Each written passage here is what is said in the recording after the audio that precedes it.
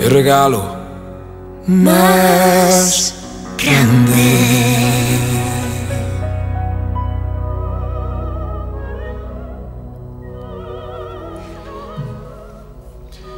Y después de estos momentos musicales vamos a charlar un ratito con Alfonso Fernández, que es monje zen del templo Seikyuji, que se encuentra en Morón de la Frontera. Alfonso, buenas noches. Hola, buenas noches. Gracias por estar aquí. De nada. Alfonso es monje zen desde hace 33 años, así que conoce muy bien, sobre todo en la práctica, que es lo que más nos interesa, lo que es el budismo zen. Así que la primera pregunta, Alfonso, es obvia. ¿Qué es el zen? ¿Podrías explicarnos un poquito qué es? Bueno, antes de contestar a la pregunta, permíteme que os cuente una pequeña anécdota que escuché hace poco tiempo en internet. Se desarrolla en una escuela infantil, en una clase de dibujo. Hay una niña que normalmente es revoltosa y que suele armar bastante jaleo y que, sin embargo, en esta ocasión está al fondo de la clase y está muy concentrada en lo que está haciendo. La profesora, que no lo tiene todo consigo, la mira y se acerca para ver exactamente qué es lo que está haciendo. Y ve que realmente está dibujando. Entonces le pregunta a Marta, ¿qué estás dibujando? Dice, estoy dibujando a Dios. Y la profesora, yo supongo que con una sonrisa en la boca diría, pero Marta, nadie sabe cuál es el aspecto que tiene Dios. Y la niña le contesta, no os preocupéis, en 2 minutos lo vais a saber. Digo esto porque realmente, si pensamos que a través de mis palabras podemos entender qué es el Zen, es un poco como pensar que a través del dibujo de Marta podríamos entender qué es la esencia de Dios. Irremediablemente, cuando hablamos de Zen, tenemos que remitirnos a su esencia, que es la práctica. El Zen esencialmente es una práctica, y es una práctica que realizamos con nuestro cuerpo, con nuestros brazos, con nuestra cabeza, con nuestras rodillas, con nuestra espalda, con nuestros ojos, que realizamos con nuestra respiración, con nuestra inspiración, con nuestra expiración, y que realizamos también con nuestras características, con nuestras condiciones, con nuestras limitaciones en este momento. Y es en este momento que ponemos todo eso encima de nuestro cojín de meditación, de nuestro zafu, y eso es el Zen.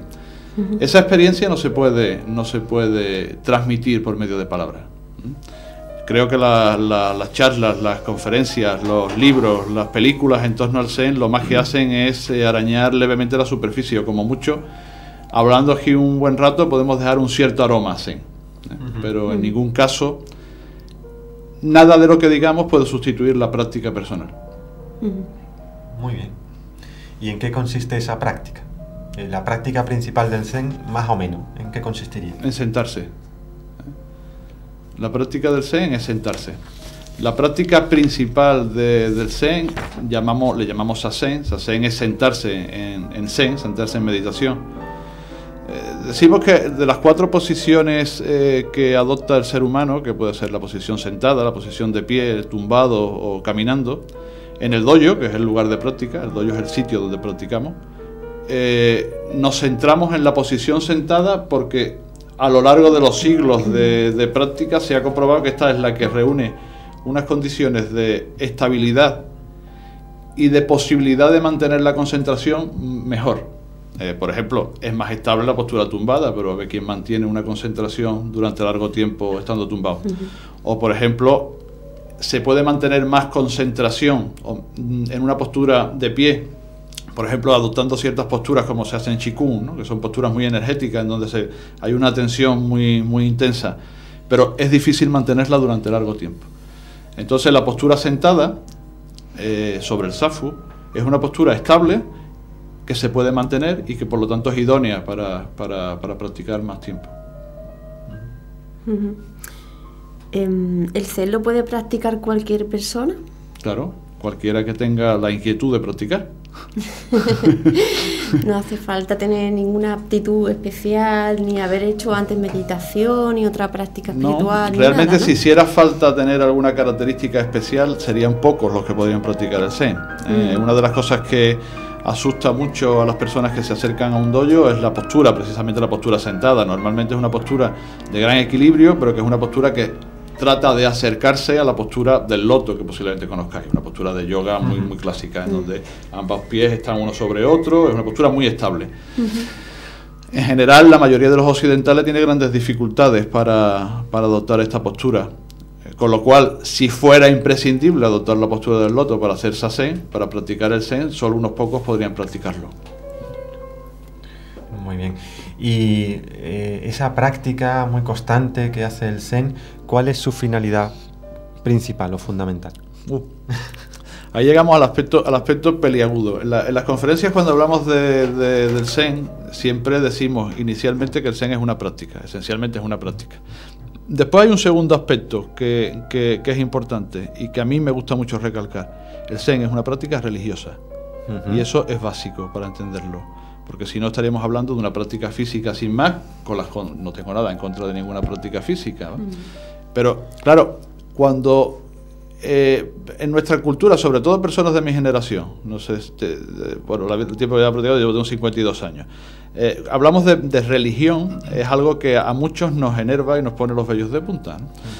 Entonces, cuando nosotros hablamos de una práctica religiosa, trato de utilizar la palabra religión en el sentido más básico, aunque no hay acuerdo sobre cuál es el origen de la palabra religión, pero a mí me gusta entender que viene de la palabra religare, ¿no? De volver a unir.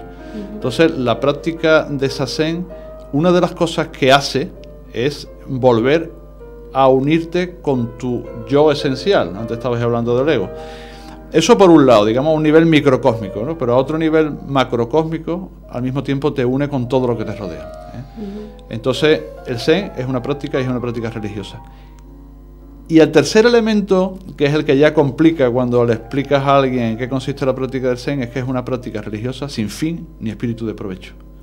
Entonces, mucho toku, que sería la palabra japonesa que traduce este sin fin ni espíritu de provecho,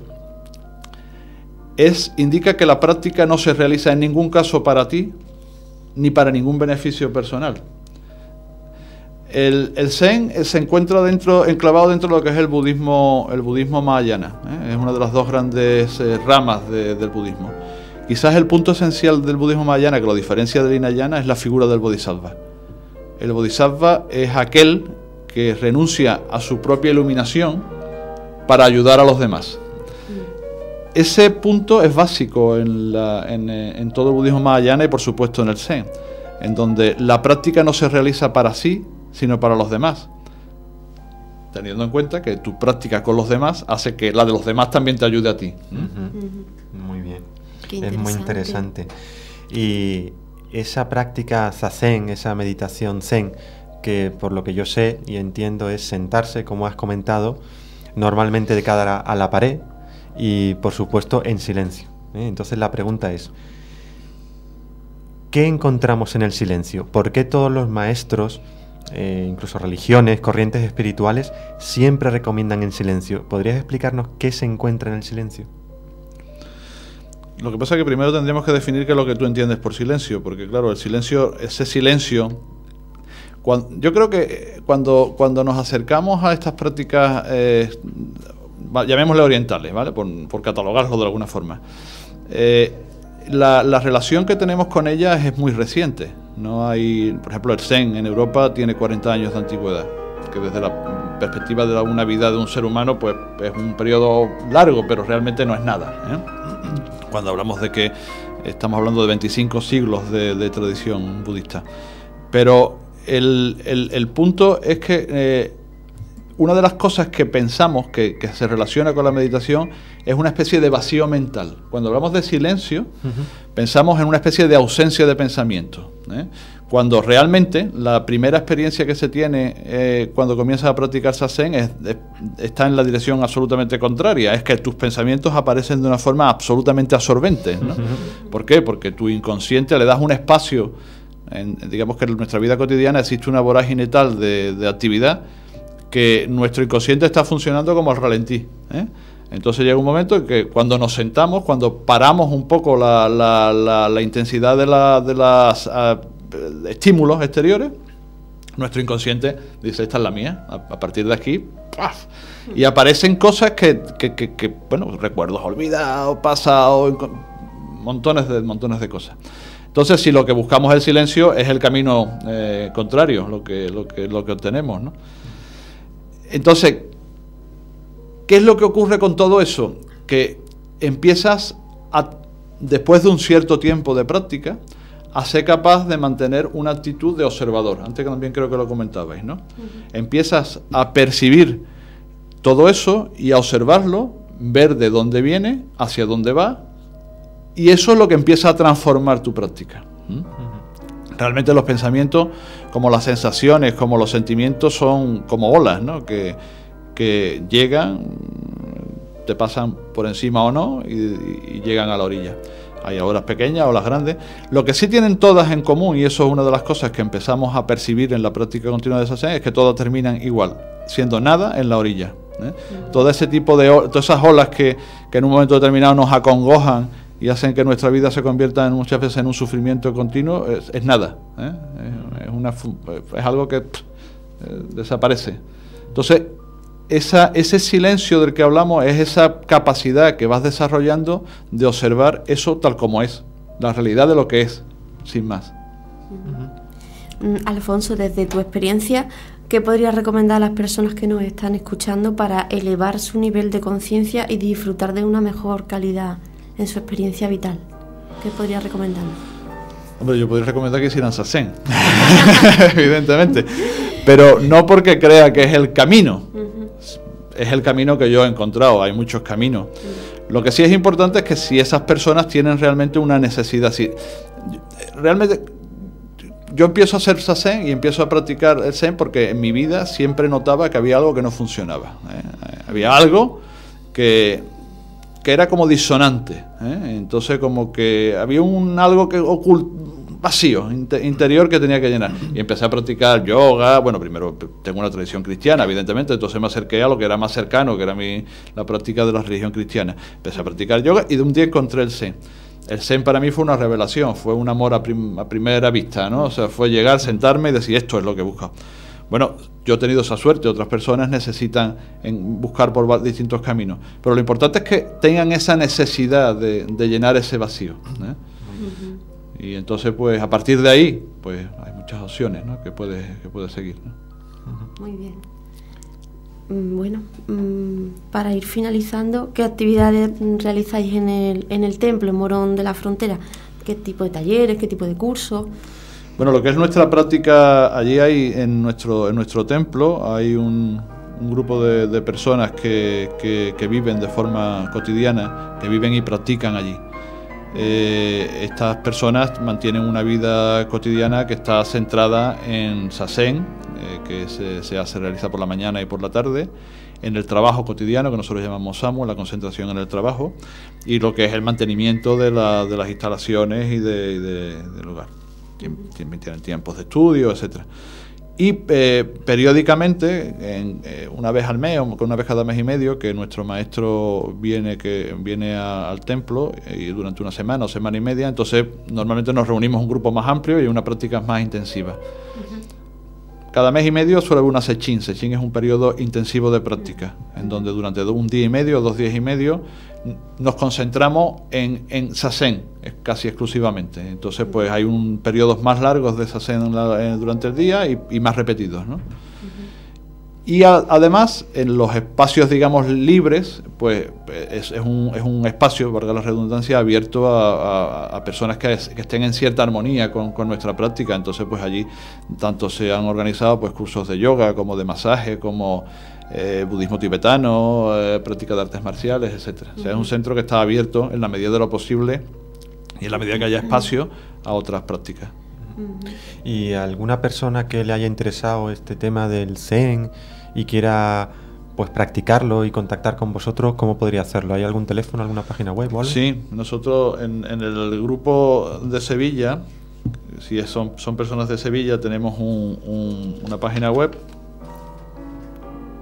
que os la digo, sería www.zensotosevilla.blogspot, lo deletreo blogspot.com.